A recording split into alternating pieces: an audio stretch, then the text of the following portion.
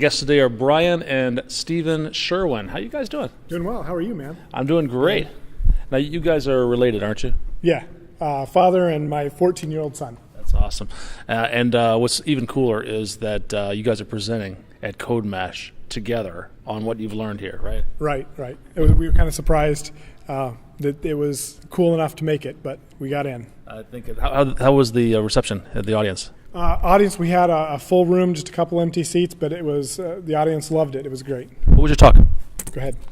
Controlling your robot army with C#, NetDuino, and Connect. I like the title. And this is really about you guys learning how to use all these tools. C#, NetDuino, Arduino, Connect, monster robots. Right. So this was our journey from Legos, and Stephen started off in Lego robotics. Did that for 5 years now, and along the way we grew into doing the electronics and snap circuits. We're involved in that all the way up to what we've done with the Connect. Awesome. Stephen, take me through some of the things that what you started learning and where you went. So like he said, I started with the Legos and programming with that. I then moved on to snap circuits, which what you do is it's just a bunch of snaps with wires onto them, and you can snap them together to create circuits. I moved on to an Arduino. You show this for the camera here, okay? An Arduino Uno, which is just the basic version of the Arduino. And so you can then stack stuff like these shields that we have, which this one is a video game one, where you can... What do you mean when we say shields? Shield is basically the term of what you stack on top of the Arduino. And so this one is a video game one, so you can do Atari-style games, and they have some examples that you can download and do, like Tetris. So it plugs into a TV set? Yep. Okay. Yeah, so it plugs into the TV set with these three outputs. You have audio and video, and then the controller on the back are just the standard Wii remote controllers. The what are those things called? Nunchucks. The nunchuck controllers. Plug here onto the end, and you use those as your input. Beautiful. What was next?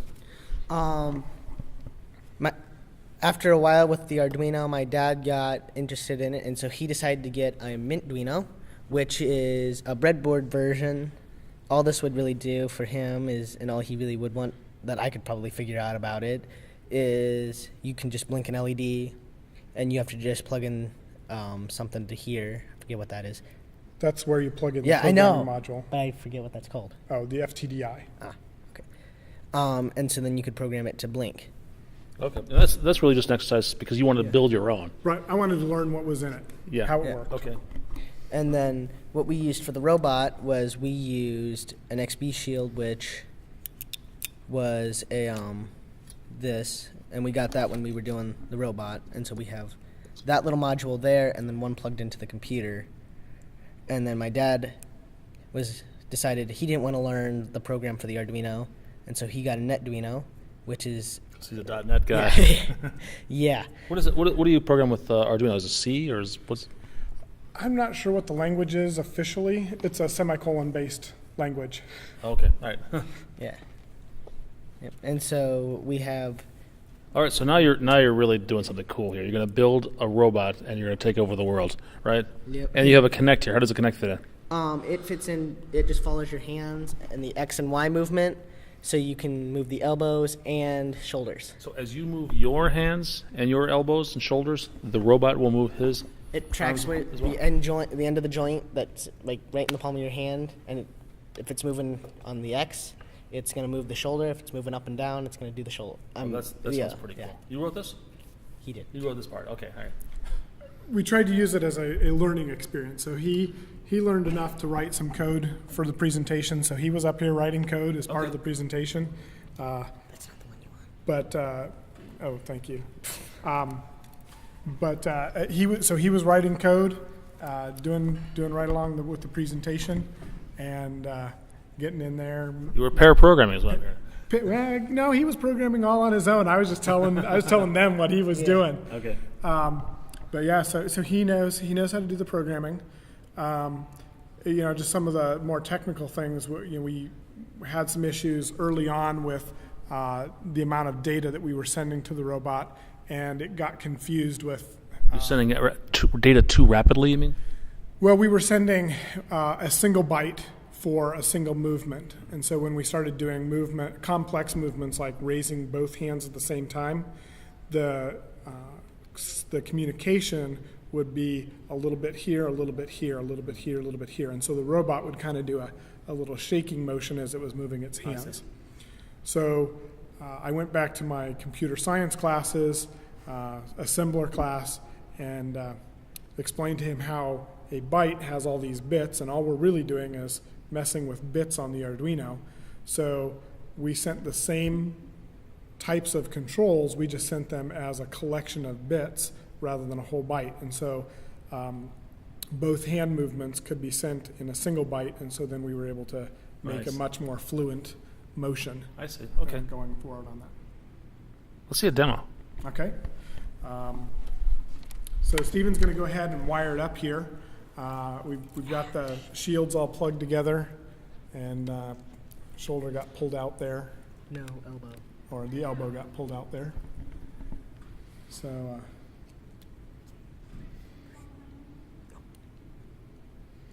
There. plug that in. And then he's created just this little Lego backpack to set the Arduino down inside and plug that in with some power. And going to switch that on, and he should be ready to go. So Stephen's going to take a position back here. Let's watch. Let's get a camera on here. I'll tell you what. Stand behind Stephen, and then we can. Can I turn this? Is that all right? Yeah. Actually, we could Yeah, there you go. Turn the whole thing, and then face the connect. do that. Make sure nothing's blocking it. All right. Ready? And then we go ahead and fire up a console application here that's going to take the connect data, and then we're going to use this wireless communication to the robot, and then he'll go ahead and move. So we can run this.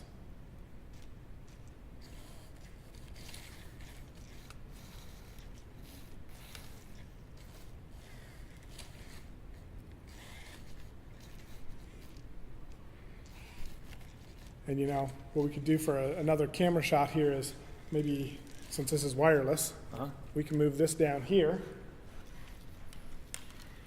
Let me set this guy on the floor.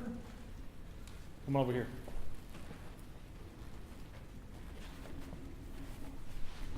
Do we need to restart him so that No, he's... what's happening is it's going to be a little bit slower because of the distance. No, it shouldn't be any slower. I think it just, with me stepping in the camera, it got it all whopper-jawed. Yeah, I hear you. Is that a word? What? Whopper-jawed? Yeah, that means it got all messed up. Okay, so, It's Latin. all right, it's going.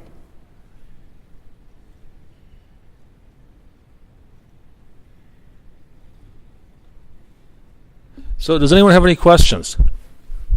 Yes, robot. You have a question. Put your hand down, robot.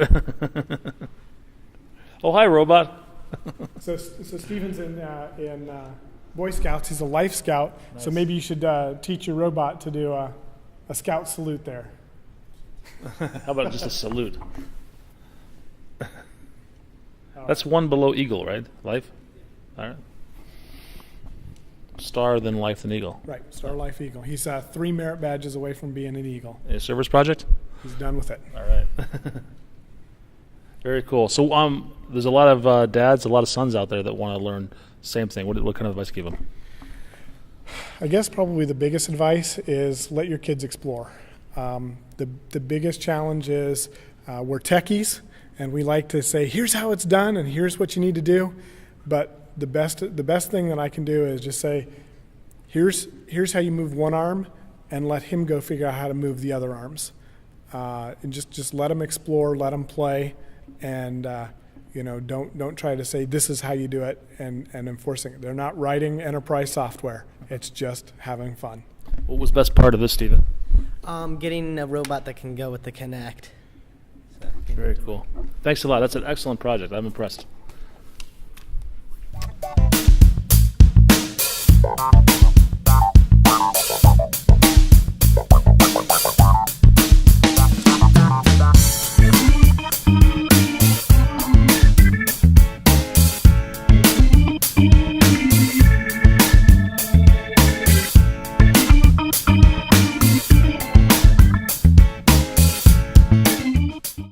So we've really enjoyed being at CodeMash and had a great time presenting our robot. Made great new friends by getting involved with this technology, and so it's a perfect opportunity for us.